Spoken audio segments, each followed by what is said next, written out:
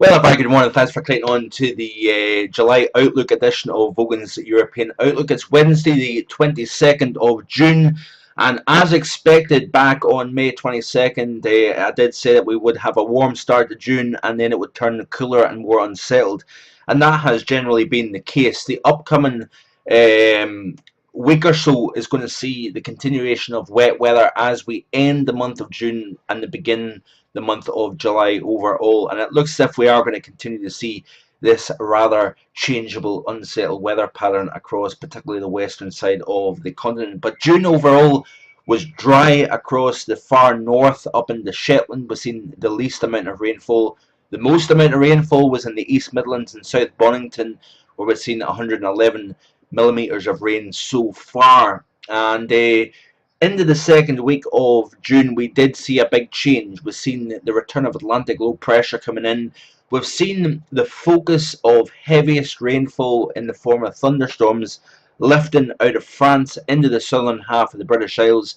And we've also seen wetter weather now starting to take in across the northeast of Scotland, Aberdeenshire, up close to the June average. But further west, we've seen a drier than normal June overall.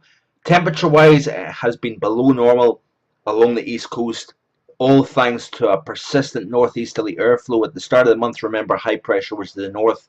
Winds blowing counterclockwise around that area of high pressure meant that winds blowing over an 8-9 Celsius North Sea kept it cool, cloudy, misty, damp on the east coast, while further west, with the shelter of the mountains, we've seen temperatures rise quite nicely. 27.8 is the warmest so far in the UK, and we've seen 27.7 in the Northwest Highlands. So generally around the 27-degree mark, we're standing at the moment for the summer so far. We will see warmer temperatures inevitably later on down the road. But warmer than normal waters, particularly to the west-southwest of the UK, tends to influence the atmosphere in a negative sense. So we have warmer than normal water. As we push into the heart of the warm season, that typically attracts lower than normal pressure, and lower than normal pressure tends to increase the rainfall. And I do think that we are going to maintain a changeable, unsettled weather pattern through the month of July.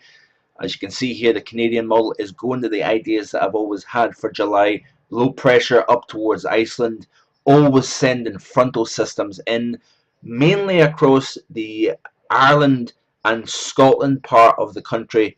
Further south, yes, it's going to be wet. There is going to be cooler spells, but we are going to also see warmer weather here across the south and particularly the southeast of the UK, where surges of heat can come up from Spain, France, into the southern half of the UK. But I always think that that warmth will be tempered somewhat by the wet ground that we've got, particularly over the near continent. So overall, the Canadian model is going and is closest to the ideas that I've got. We're going to see surges of heat into Europe here, but always remember that wetter ground tends to lead to more water vapor getting released into the atmosphere, and therefore some of the sun's energy goes into evaporation, but also it can trigger more in the way of thunderstorm activity. And we've been plagued by thunderstorms across the continent really through the month of June. So I think it's going to temper the extremity of the heat during the month of July. So this is the 500 millibar height anomalies of the Canadian model. Let's have a look at the precipitation. It's going exactly to where I think we should be going. Given that 500 millibar height anomaly pattern, we should see a quarter of wetter than normal. So low pressures coming in off the Atlantic, keeping it wet, unsettled, changeable across the Republic, Northern Ireland, and also Scotland and north of England as well, also in the Scandinavia. We do have a warming, drying trend across France after what has been a soaking pattern up until now so far. And in response to the 500 millibar and the precipitation anomaly, we should see the 2-meter temperature anomalies generally close to average across Ireland and the northern half of the UK, slightly warmer than normal across the southeast.